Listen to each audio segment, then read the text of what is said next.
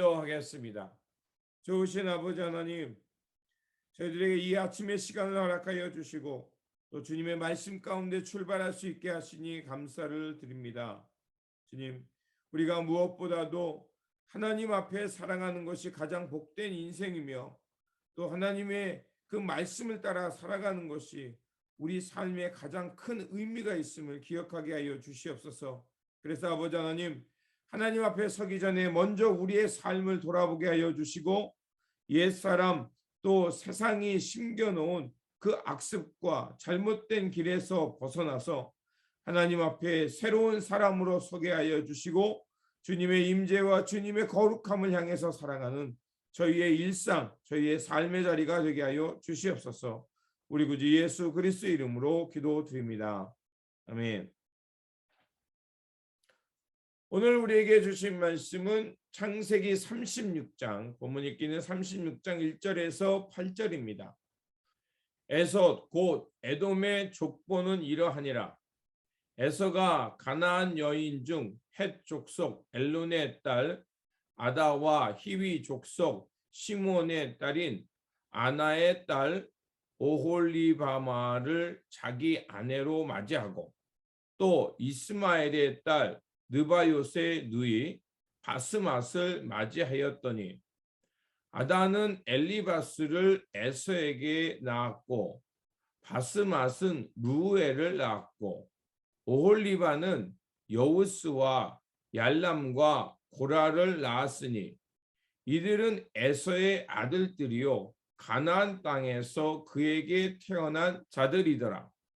에서가 자기 아내들과 자기 자녀들과 자기 집의 모든 사람과 자기의 가축과 자기의 모든 짐승과 자기가 가나안 땅에서 모은 모든 재물을 이끌고 그의 동생 야곱을 떠나 다른 곳으로 갔으니 두 사람의 소유가 풍성하여 함께 거주할 수 없음이로라.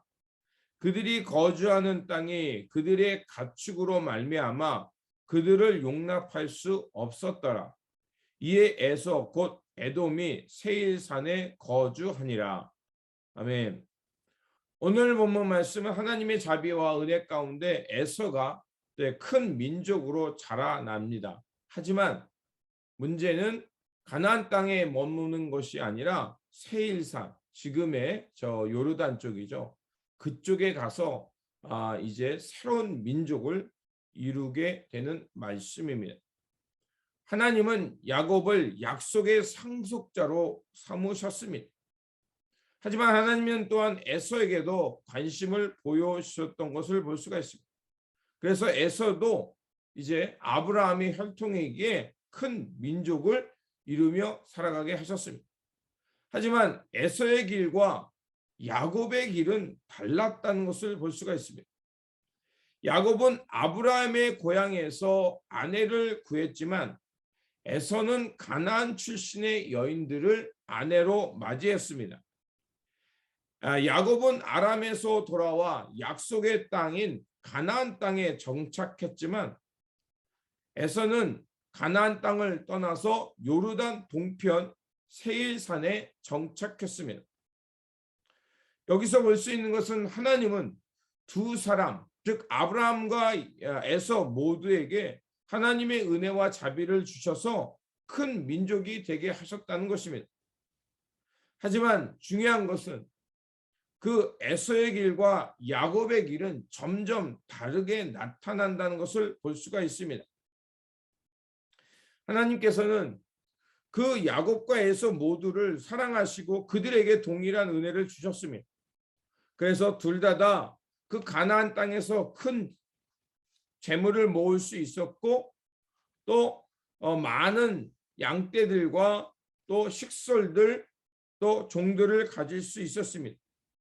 그런데 중요한 것은 하나님의 언약을 가진 사람으로서 모두 다 하나님의 약속의 땅에 머무는 것이 중요했다는 것입니다.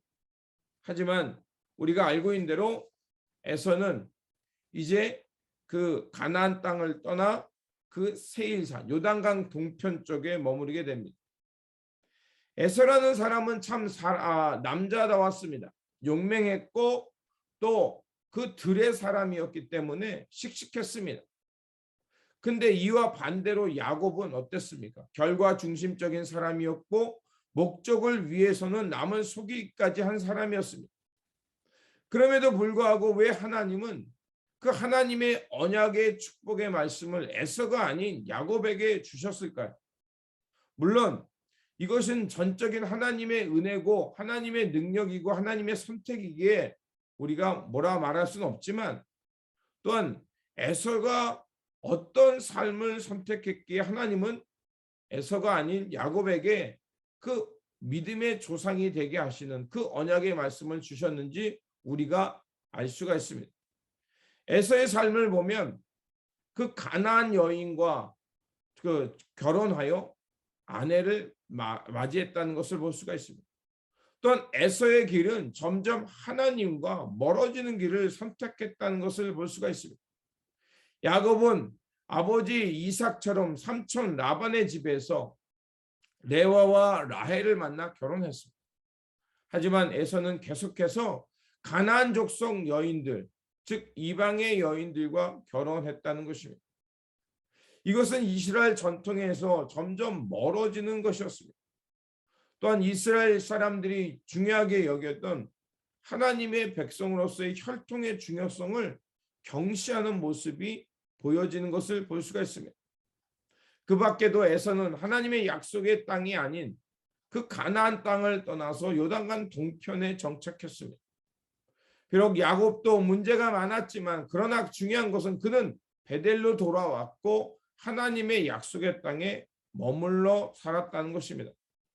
결국 하나님께서는 야곱이 아브라함과 맺은 언약을 지키는 사람으로, 그리고 그 땅에서 머무름으로 하나님의 선택받은 백성이 되었다는 것을 오늘 우리에게 말해주고 있습니다.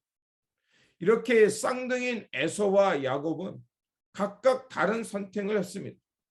한 사람은 부족하고 문제가 많지만 약속의 길을 따랐지만, 다른 사람은 그 언약보다 자신들에게 유익한 길, 자신의 욕망을 충족하는 길을 향해 갔던 것입니다. 이 길이 서로 달랐기에 어떠한 모습으로 변해가는지 알 수가 있습니다. 오늘 우리는 과연 어떤 길을 선택하고 나아가고 있습니까? 분명 우리 앞에 에서의 길과 야곱의 길이 있습니다. 비록 실수도 많고 하나님 앞에 많이 부족하지만 그래도 말씀을 지키며 하나님께로 돌아가는 그 야곱의 길을 가야 할 것입니다. 그러면 우리가 야곱의 길을 선택할 때 하나님은 하나님의 신실하심과 자비하심 가운데서 우리를 지키시고 새롭게 하셔서 정말 열방을 향한 복의 근원이 되게 할 것입니다.